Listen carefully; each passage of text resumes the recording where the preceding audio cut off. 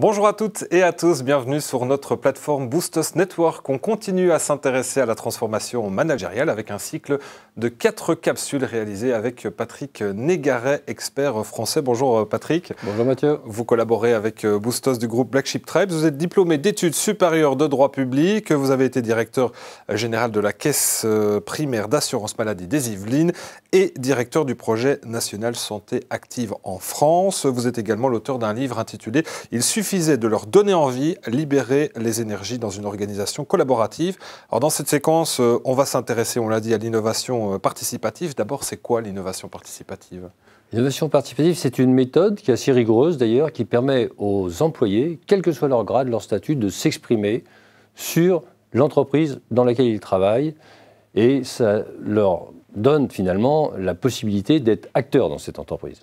Alors, vous l'avez mis en place notamment justement à la CPAM des Yvelines. Comment cela s'est-il déroulé ? Ça s'est déroulé, on a adhéré à une association française qui s'appelle Innovateur, qui est tout à fait extraordinaire, qui nous a donné un canevas. On a nommé un responsable sans troupe, tout seul, de l'innovation participative. Et là, on a mis en place une plateforme qui permet de liker, d'implémenter, etc. Et il y a des idées qui émergent. Et ensuite, elles sont sélectionnées. Et là, on dit aux gens si on leur donne une suite ou on ne leur donne pas de suite. Et on les aide à les mettre en place. Et ça a eu des résultats assez extraordinaires. Alors pour que cela fonctionne, j'imagine il faut quand même des bases solides. C'est quoi ces bases solides ? Oui, il faut des bases solides. Déjà, il faut vraiment attacher de l'importance au fait qu'on va suivre toutes ces propositions, parce que le pire, c'est que les gens, 6 mois après, n'ont pas de réponse. Donc là, on les suit et on donne des réponses. Et puis ensuite, il faut l'intégrer dans le management. Dans les entretiens d'appréciation, par exemple, c'était prévu que le manager soit jugé également par rapport à sa contribution de son équipe à l'innovation participative. Et il faut aussi des relais pour animer cette innovation participative dans tous les services. Quelles sont les méthodes et les outils qui sont à notre disposition ?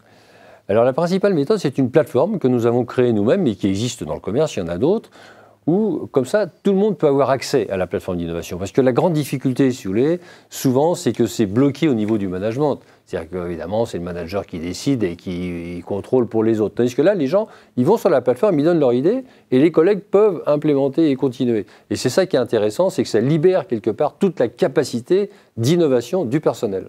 Est-ce qu'on peut donner des exemples concrets ou des mises en œuvre qui ont été... Il y a un exemple concret qui en France est très intéressant. Quand on a un médecin traitant et que vous avez un enfant à l'âge de 16 ans, il doit déclarer son médecin traitant, sauf qu'il a le même que ses parents souvent. Et les gens ne le savent pas. Et donc à ce moment-là, le taux de remboursement chute considérablement. Eh bien, il y a quelqu'un dans le personnel qui a dit, mais si on a les numéros de portable des gens, on leur envoie un SMS un peu avant le 16e anniversaire et le tour est joué.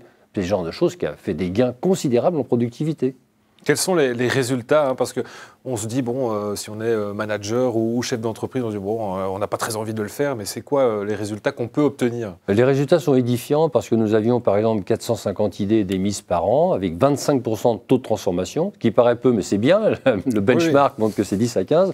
Et surtout, je crois que c'est la plus grande satisfaction que j'ai pu avoir, c'est que la moitié des idées émanaient des personnels, des opérateurs, pas des managers. Donc on voit bien que quand on libère les énergies, comme je dis, eh bien les gens, ils y vont. Merci Patrick Négaret. Dans la prochaine séquence, on abordera ensemble les communautés de managers. Merci de nous avoir suivis et puis n'hésitez pas à partager et liker cette vidéo. Au revoir.